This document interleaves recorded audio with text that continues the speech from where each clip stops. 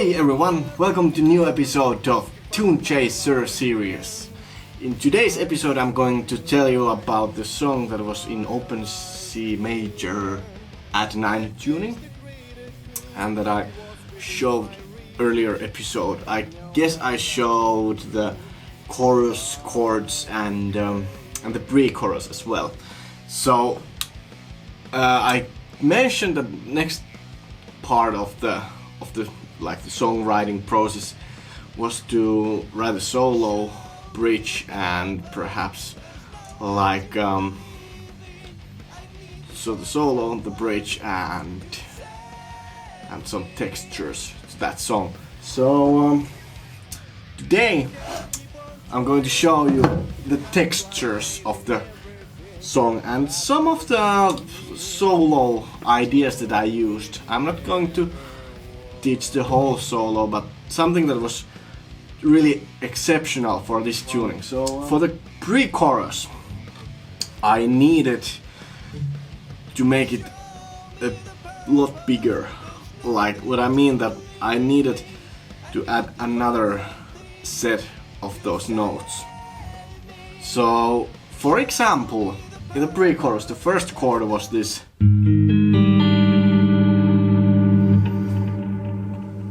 So the first idea that came to my mind was to actually find another chord or this chord but from other string sets. So I thought, because this was like in the A string compared to the standard tuning, this was in the A string. So what if I just figure out the root note on the E string, which was here, and then maybe in this case use the major chord.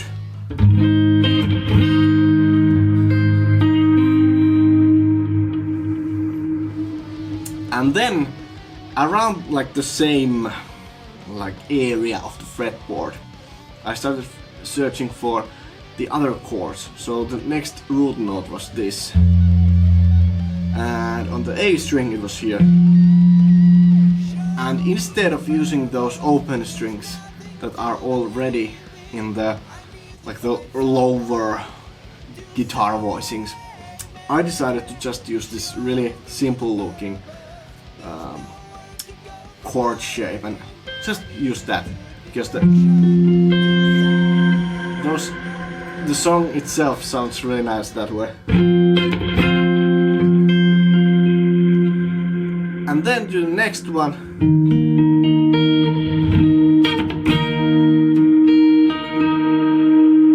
And then to the next one.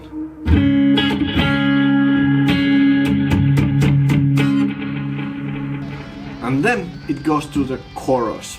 And I use that same idea for finding those chords. So in this case it meant something like this.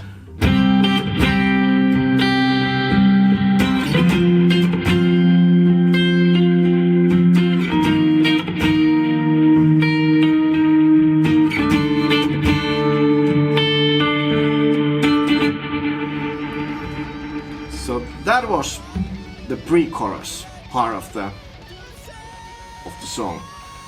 Then the solo was a bit different. So for the solo I used a really similar riff that I had in the pre-chorus of the song. Or no, not in pre-chorus, I meant the bridge. I had this.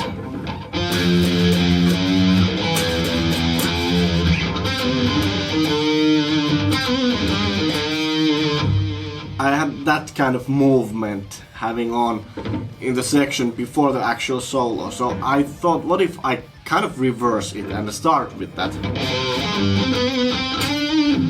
And then the next few ideas are the ones that really wanted to use in this tuning, especially was like this pedal note idea.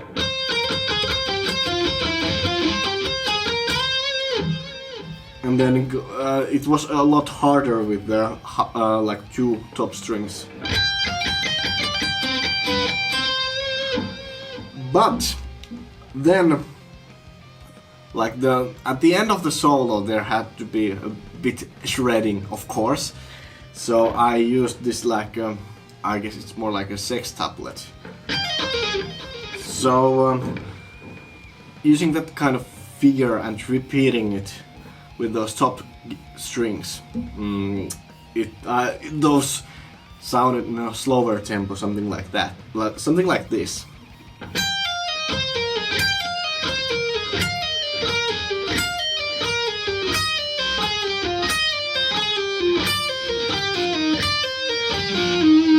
And then I just figured out how to use legato to like end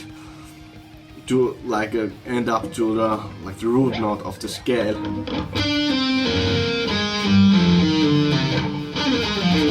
So from the it's like that kind of figure, and then end up like. So that last note was basically the major third of the scale, or the chord in this case, because we have the C. And I used that note to mark the difference, because in this case it makes more sense to actually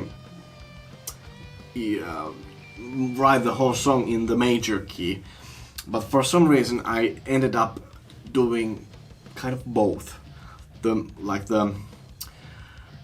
The whole like the verse and then the bridge and the solos are basically in a minor key, but then the chorus is back to the like a major flavor. So that's kind of how I put this song together. So I'll put to the end of this video the solo take that I took for this song, so you'll get the idea of what is happening in the bridge section. There's a bit of that riff, and then like the last part of the solo is also the pre-chorus, and there you can hear probably in the background those chords that I showed. Of course I played them with distortion. I used Mesa Boogie, Royal Atlantic or Atlantis, I can't remember the amp name, but that amp profile with a bit of like just distorted channel of that amp profile, or that amp, and having a bit of tube screamer to boost it a little bit. So yeah, that's kind of it. So here goes the solo, and see you on the next one. Goodbye.